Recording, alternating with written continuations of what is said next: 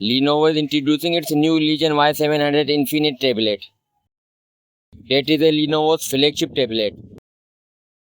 It will run on Snapdragon 888 Gen 5 chipset with 4.74 GHz Octa-Core CPU and GPU of Adreno, equipped with an OLED touchscreen display with 8 inches screen size with an high refresh rate. RAM will be 12, 16 and 24 GB. And internal memory will be 256, 512 GB and 1 TB. There is a single 50 megapixel rear camera supporting interactive lighting effects and a center single hole front camera. Tablet will be run on Android operating system.